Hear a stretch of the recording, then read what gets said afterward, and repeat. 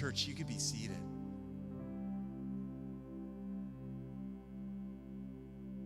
So good to press in and worship together, just to see God's presence, his face, his heart, and come together. And wow, that song never tires or gets old, does it? I exalt thee. I remember singing it back in the 80s. Was there anyone alive back in the 80s in the room? Yeah, there's a couple. You know, the song is timeless because the Savior we're singing about is eternal, right? Jesus is eternal. And so I remember as a 17-year-old being drawn in by worship leaders saying, just submit to him, just worship him, give him your heart. And I can say for the last 30 years, I'm so glad I've been following that advice and just submitting to God and saying, God, I don't know what's going on in this world, but I'm going to hang on to you because you are eternal and you're worth worshiping with all that I've got. Good morning to everyone. As I step into our service this morning, my name is Bryan Ferguson, and I'm part of Base.Church pastoral team as well, serving alongside Jared and Nick, and my wife Rebecca and I give leadership to our Bloomingdale campus location. And we're honored. We're so honored to serve as part of the team there, on the staff there for the last 9 years, and then part of what God's doing with us as Base.Church, and just pumped to see what more God has in store for making Jesus known in this region. That's part of the heartbeat of what Base.Church is about. And this morning, I get to bring the message, the word to you, and I'm bringing the final message in our series. We've been doing a series the last 3 weeks. Today's week 4, finishing it off. And I'm going to bring some clarity to it, but it's really diving into the question of where is your relationship at with Jesus? How easy is it for you to love Jesus and love others? Or what is keeping you from loving Jesus and loving others? What's the stumbling blocks? What's the hindrances? What are the things that are getting in the way that prevent you from just loving God all out with your heart and your life and then loving people? On a Sunday, today, does it feel pretty easy to love God? Like with the music, the worship, with Big Ben here holding up, you know, it's easy to join and just say, hey, I'm feeling at home here. This is easy to worship God. But what about Monday? What about Monday afternoon? What about Monday night or Tuesday when voices are coming at you in different directions and it's not Ben cheering you on, it's another opposing voice saying, don't love God. Come and love the things of this world. I find on Sundays it's easy for me to track and say, oh God, I'm all in. But quickly as the week progresses, then voices start shouting from social media, from my neighborhood. Smells start lofting through my backyard from the neighborhood. And I'm like, man, that doesn't even smell godly. I don't know where that's coming from. And then I'm challenged with giving in to temptations around me, to listening to voices that are chanting and louder through my week than my friends and my family on a Sunday morning. And so I come this morning today to press into this area of the topic of I'm not getting anything out of this. That's our series name. And we want you to get something out of this series. We want you to get something out of God's word and take it with you to propel you into following him wholeheartedly this week. But the reality is, the opinions of people around us, the opinions of the world, strong voices coming through the waves and into our ears cause us to not get anything out of what God has for us. It's not very hard to get an opinion sent your way in the world today, is it? What's somebody's opinion about politics? I could easily search that. Give me some opinions about politics. Oh, that's dangerous search. What's your opinion about world economy right now and how maybe even hone it in a little bit more on Canada and how the Canadian government's spending the money that comes in through our tax dollars? And I get lots of opinion on that. We can throw this little R word called religion out there, and there's lots of opinions throughout the world about religion. And what we can find ourselves in is something called an echo chamber. Do you know what an echo chamber is? An echo chamber, nobody's jumping up saying, yeah, I know what it is. I think I know what it is. An echo chamber is a closing small group of people that think all just the same, and they don't want any other opinions. They don't want to even be challenged in their thoughts. And it becomes so insular, so closed in, that we begin to just think and chime and repeat the same messages. But that little group, that echo chamber of opinion, eventually begins to be very harmful. It could be very extreme. It could actually do a lot of damage in our world because it's such a loud, chanting, repeating voice that others say, oh, well, maybe we should be a part of the echo. Maybe we should be a part of this chamber of opinions. And I'm going to press into this concept a little bit for us today of, is the opinions or the extreme ideas, do they sometimes hinder us from believing in God or loving others? And how it can be an obstacle is because I can get in my little insular group about the economy, or maybe about I think conspiracy about the pandemic, and yeah, I've got my little huddle group, and I can start to shun out people over here, and I'm like, oh, and then eventually the thought becomes in my mind that we're all like-minded in this opinion, and actually now the people over there, they're really our enemy. Isn't it crazy how a thought can get us derailed and down into a path that deters us, hinders us, is the exact opposite of loving God and loving people. I want to take you into an example in Scripture. I'm going to talk about some examples from the New Testament. My first one in Scripture is about King Rehoboam in the Old Testament, 2 Chronicles 10. If you got your Bible with you, you can search it and open up to that. Then I'm going to take us into some brief little examples in the New Testament. We're going to talk about some examples today. And then before we leave here, we want to take something away from here. And the best thing to do is, Jesus, how did you deal with closed, insular opinions, echo chamber mindsets? But I'm going to introduce, if you don't know who King Rehoboam is, and talk a bit about him. 2 Chronicles 10. He is actually the son of King Solomon. Everybody heard of Solomon? Wisest man that walked the earth. So Rehoboam is Solomon's son. And Rehoboam was succeeding his father as king. He was to be the next king, and he was hoping of all the tribes of Israel. And while Rehoboam was headed in this direction, what we're going to see very quickly is Rehoboam did not listen to his father's advice. He didn't listen to the wisdom of Solomon or Solomon's elders or counsel that he had around him. And you're going to hear from 2 Chronicles 10, who did Rehoboam listen to? But before I get to that chapter, let me give you some examples of his father's wisdom. Listen to some of these words. Proverbs 12, verse 15. The way of fools seems right to them, but the wise listen to advice. Does that sound like something you could take away? Yeah. The way of fools, the fool is the arrogant, the proud. The way of the proud and the arrogant seems wise to them, but seems right to them, but the wise listen to God's counsel. Solomon also said, chapter 27, verse 6, wounds from a friend can be trusted, but an enemy's kisses are multiplied, or the kisses of an enemy are multiplied. I memorize this verse, or I at least take the concept away with me, because I'm like, oh man, I've been wounded by a friend. I've had a friend say something to me that hurt. And sometimes I want to just shun that friend, and they're no longer in my, friend group because they said something that hurt me. And then I go away and I take some time, and God starts to say, hey, Bryan, I actually sent that friend to you.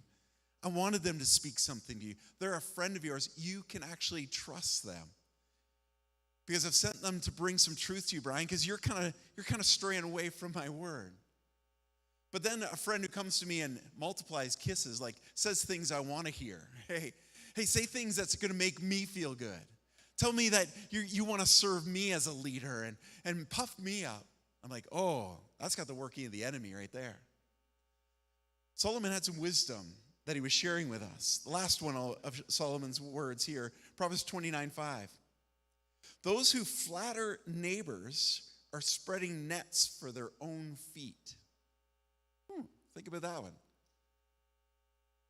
Those who flatter neighbors are spreading nets for their own feet. It's getting the concept that when we lavish lots of thought and encouragement on our neighbors only to get them something so I can benefit out of the relationship.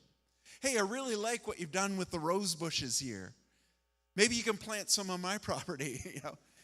Hey, if we go in on getting a new fence, can we split it? You pay 75 and I'll pay 25, and you're better at building fences than I do.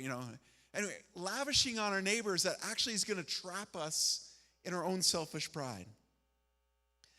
And that's so easy for us to ignore some of Solomon's wisdom today, these words, and fall into some traps of listening to our own viewpoint, our own opinions, ignoring what could be a friend God sent our way to challenge our thought and think outside of our norm. Let me give you the example of King Rehoboam. So let's go to 2 Chronicles chapter 10. And you're going to read all of this chapter because I want you to hear the flow of how easy this happens and see if you can see any patterns of decision-making that can easily trap us today. So verse 1, Rehoboam went to Shechem, for all Israel, all the nation of Israel, had gone there to make him king. When Jeroboam, the son of Nebat, heard this, he was in Egypt, where he had fled from King Solomon, Rehoboam's father. He returned from Egypt. So a little bit of scenario here, a context of what's happening, is we got Jeroboam, who's kind of fled away from the capital, from the heart of the nation. And he fled there because of what Solomon had said and done to him and his people.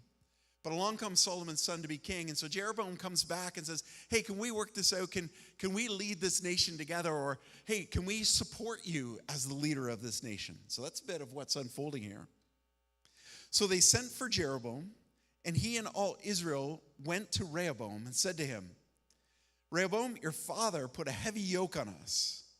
But now lighten the harsh labor and heavy yoke he put on us, and we will serve you. Rehoboam said, are these friends or foes? He said, come back to me in 3 days. So the people went away. Then King Rehoboam consulted the elders who had served his father Solomon during his lifetime. How would you guys advise me to answer these people? They replied, if you will be kind to these people and please them and give them a favorable answer, they will always be your servants. But Rehoboam rejected the advice of the elders that gave to him and consulted the young men who he had grown up with and were serving him. He asked them, hey guys, what's your advice? How would you answer these people who say to me, lighten the yoke our father put on us? The young men who had grown up with Rehoboam replied, the people have said to you, your father put a heavy yoke on us, but make our yoke lighter. Now tell them, my little finger is thicker than my father's waist. My father laid on you a heavy yoke. I will make it even heavier. My father scourged you with whips. I will scourge you with scorpions. 3 days later, Jeroboam and all the people returned to Rehoboam as the king and said, come back in 3 days. The king answered them harshly, rejecting the advice of the elders. He followed the advice of the young men and said, my father made your yoke heavy. I will make it even heavier. My father scourged you with whips. I will scourge you with scorpions. So the king did not listen to the people, for this turn of events was from God to fulfill the word the Lord had spoken to Jeroboam, son of Nebat, through Abijah the Shilonite. When all Israel saw the king refuse to listen to them, they answered the king. So this is now Jeroboam and his people responding to King Rehoboam. What share do we have in David, King David? What part in Jesse's son? To your tents, Israel. Look after your own house of David. In other words, they're saying, there's no place for us here. He's only going to punish us harder, and he's going to whip us more. So the Israelites went home. But as for the Israelites who were living in the towns of Judah, Rehoboam still ruled over them. King Rehoboam sent out Adoniram, who was in charge of forced labor, but the Israelites stoned him to death. So King Rehoboam managed to get out on his chariot and escape to Jerusalem. So Israel has been in rebellion against the house of David to this day. So what transpired there was Rehoboam had gone, sought advice, saying, hey, I'm the new king here. What should I do with this group of Jeroboam and the Israelites? Now, do you remember that Israel was divided into 12 tribes, the sons of Jacob? And so there was 12 tribes coming to Rehoboam in this moment. And many of them had been following Jeroboam. And so that's why Rehoboam's like getting some advice, trying to figure it out. And the advice he got from his peers who he grew up with was, keep them under your thumb, Rehoboam. Don't let them out. Whip them harder. Keep control over them. And he listened to them. And so Jeroboam and the people responded and said, hey, there's no blessing flowing from King David anymore here. Solomon's son has turned his back on God and his ways. And so Jeroboam and 10 tribes left Jerusalem. And they left and they said, we're not going to follow Rehoboam. Rehoboam was left with leading 2 tribes.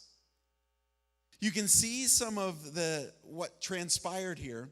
And I'm actually want to read just a couple more verses from chapter 12. You can just listen or follow on the screen. Here's the end of Rehoboam's reign. Chapter 12, verse 14. Rehoboam did evil because he had not set his heart on seeking the Lord. As for the events of Rehoboam's reign, from the beginning to the end, they are written in the records of Shemaiah the prophet and the Iddo the seer that deal with genealogies.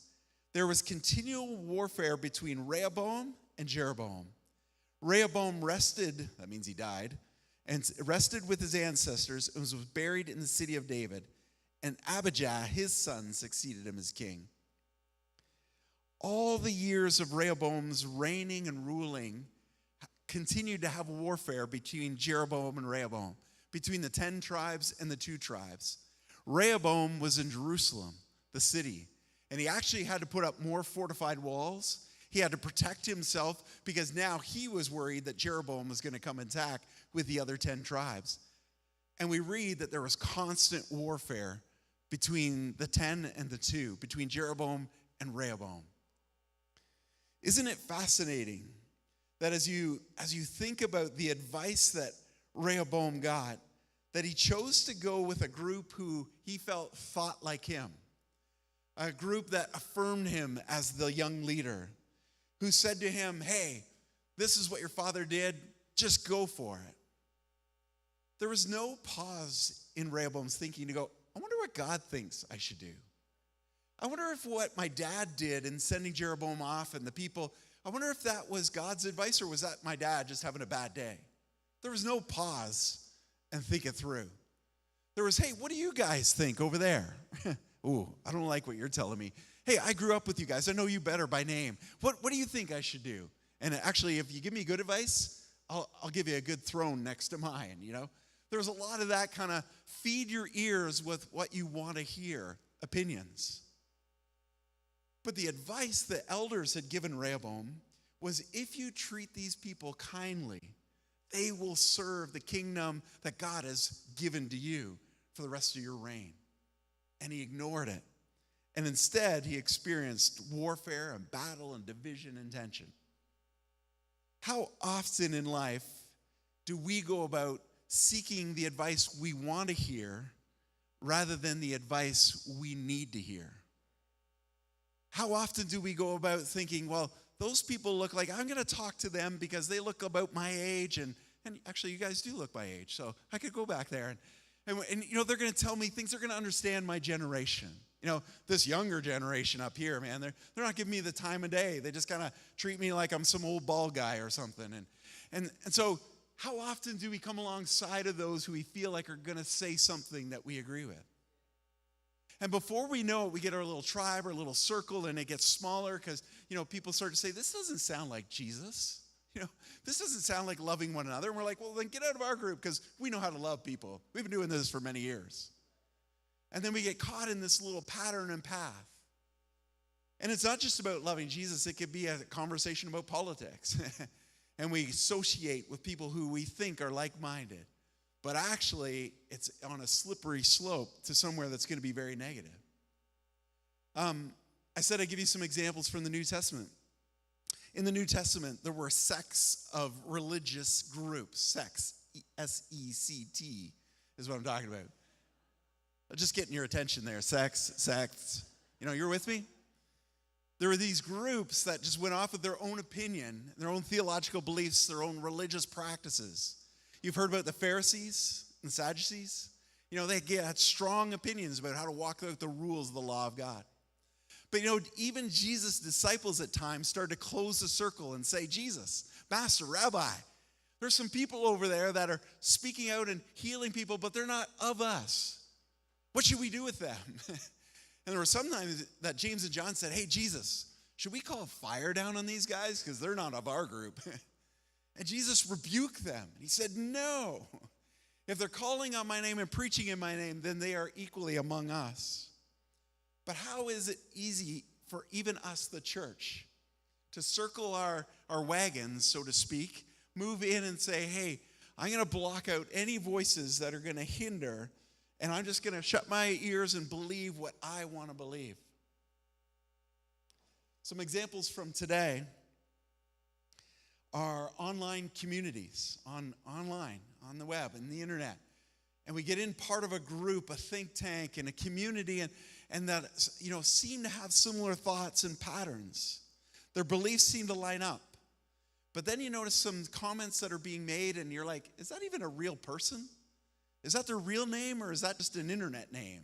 We used to call it a stage name, right? Anonymity on the internet allows us to say a lot of things, and others pick up on it and say, I think that might be true. Maybe, yeah, that's the way I feel. This guy, whatever his name is. Extreme opinions start to follow and form. Or think about social algorithms. How when we search for something of, hey, I want to find a new pair of blue shoes. And I search for them, and I want them to have a soft sole. And so I search for that. And I'm like, nah, I just cancel, delete, don't like that.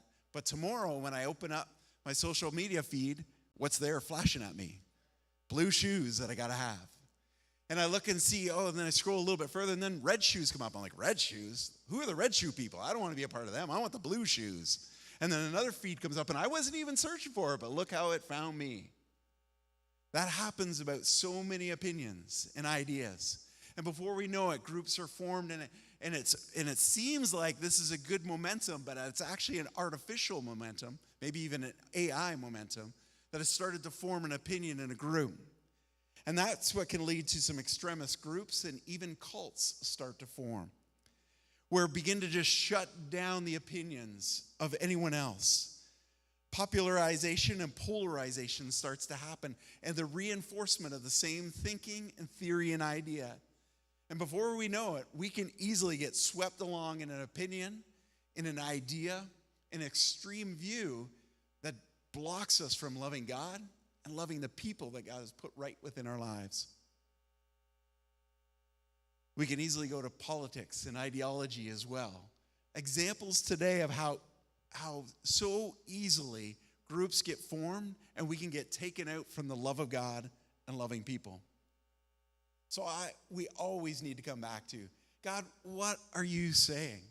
Did you ever think to say, hey, God, I got a lot of opinions here, but what's your opinion in all this? Did you know God has some opinions on life?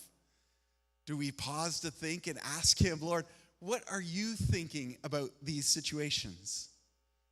So I come in and I say, Jesus, what did you do? Because there were groups, there were extreme thoughts, there were cults in your day. Jesus, how did you walk this out? And what I see in Jesus, God's one and only Son, was he kept his eyes focused on the Father. How many times do we read in Scripture that there was something going well? There was a gathering of a crowd. There were healings that were happening. People were starting to respond to his message. And at the end of it, he just kind of walked away and found a quiet place by himself. Why do you think that was? Why didn't he stay with the crowd? There were many people that wanted to usher Jesus in and say, we will make you king. You will be the king of Jerusalem, of Rome, to the ends of the earth. There were many that wanted to pick Jesus up on his shoulders. And doesn't it look cool when a team wins a game? Like if you score the winning goal, you make the winning touchdown, and the team swarms you, picks you up on their shoulders, and they're carrying you, singing, I don't know, he's the jolly good fellow, or whatever way, you know. They're just like chanting your name and saying, it's you, it's you. Jesus resisted that popularity. because he knew it would be a slippery slope to, hey, yeah, this world is all about me. He's like, no, it's not. It's about my Father and his will and his opinion. We know from John 16 that Jesus said, I am leaving, but I will send the Spirit of truth. Jesus also said, I am the way, the truth, and the life. That's why he said, follow me, and you will know truth. Isaiah prophesied it in Isaiah 45, that one will come and he will be truth and all truth into this world. Jesus didn't stay away, though, from people of different opinions, the religious leaders. He constantly was going to meet with them and have conversation with them and bring the Father's truth into the conversation. I'm so moved, and I'm like, gee, Lord, just teach me to walk with the truth like you did. How he brought it to Nicodemus. Nicodemus was one of the religious leaders who said, Jesus, can I meet with you after hours? I don't want the rest of my group to know I'm meeting with you, but I got some questions for you. Jesus wasn't afraid to meet with Nicodemus. He wasn't afraid to meet with tax collectors. Zacchaeus, come out of the tree. I want to actually go to your house and have tea. You notice Jesus drinks tea. He doesn't drink coffee. Did you guys notice that? Just an aside for you because I'm a tea drinker, but coffee is not from God. But Jesus said, Zacchaeus, let's have a conversation. Jesus wasn't afraid to go to the tax collectors, to hang out with people who blatantly lived a lifestyle opposite to God's commands, the sinners, and have a conversation with them. Because, friends, you know what the truth is? The truth is from God, and when the truth is exposed to something that's non-truth, the truth is going to still win out. The truth from God, when it's exposed to something that's non-truth, is still going to win out and remain as truth. And that's why we, carrying the love of Jesus, the heart of the Father, the way of life eternal, the truth from heaven, can go and have conversations with others and not be worried that they're going to erase God's truth. Because God's truth is eternal. And when it's living inside of us, we know then that we can bring that truth before all opinions and all people. I love that thought that the truth is only going to get stronger and clearer when it's exposed to what is not truth. And that's why, friends, we can bring it into our world today. So let me summarize and bring some closure to our message this morning. How do we apply this? This stuff about echo chambers and insular thinking and extreme groups that easy, I'm not going to say go out and break apart all those extreme groups. I'm not going to tell you to start posting online and say gathering as echo chambers, that's just bad. What did Jesus do? He took truth that he heard from the Father in the secret place in the quiet times, and he brought that truth into everyday life and conversation. So I'm going to give you some suggestions of what we can do that will help us to love God and love people, no matter how close-minded, how extreme people are thinking. I love the thought that God has an opinion. So my suggestion is start by asking God, what's your opinion about whatever topic you're reading, studying, whatever's stirring inside you? Maybe it's going to be something in your social media feed that just angers you tomorrow morning. Don't go there yet. Bring it and say, God, what's your opinion about this? Spend some time praying with the Father, just like Jesus would do, and say, Lord, show me, give me your heart for this people group, for people who have this opinion. I heard a suggestion this week about taking an opinion fast. Maybe you need to go on an opinion fast for 21 days. Don't give anyone your opinion, and don't grab anyone else's opinion for 21 days. Probably lean on the first one first, okay? Like, don't give anyone else your opinion. Start there. But then go to the Father and say, God, what's your opinion on this? I find myself doing that a whole lot more. And I don't know if it's because as I get older or I've lived long enough to see this opinion, that opinion, it's not going to last. God, what's your opinion about this movie that I'm scrolling Netflix? What do you think about this movie? I want to find something so that at the end of the night, after I've had 2 hours of watching, I got something to take away from it, rather than being derailed into another opinion. God, what's your opinion toward my free time that I have today? I got a day off. How should I spend this day? On my day off, I'm like, well, what do I want to do? I've been working hard. I've been helping many others. Now it's me time. I don't even know if I want to ask the Father about me time because he's probably going to pull me away from me. And me, myself, and we kind of like each other. Oh, that could be a problem. That could be a little group right there. God, what's your opinion about my day off? What's your opinion about my money? Again, scrolling's easy online or anywhere we go. God, what's your opinion? Should I buy this product or should I buy that? Or shouldn't I buy either of them? We can come to God and seek him first before we go to the world and start asking, I wonder what popular opinion is. What's the majority saying right now? Another encouragement I have for you is do some analytical thinking on topics rather than looking what camp should we join, the blue camp or the red camp or the green camp or no camp. But start doing some analytical thinking. Listen to some of the diverse opinions that are out there. Saying, God, wow, this person and this person oppose each other. What do you say about both of these perspectives? Give us some insight, God, rather than quickly just ruling it all out. Taking some time to be empathetic. I remember some of my first mission trip experiences into South America. Guatemala, Guyana, Honduras. They gave me a whole different perspective about Ontario. Have you traveled outside of KW? Most of us have. Have you traveled outside of Ontario? Most of us have. Have you traveled to a country or continent that doesn't think just the way the Western world does? And then say, God, show me.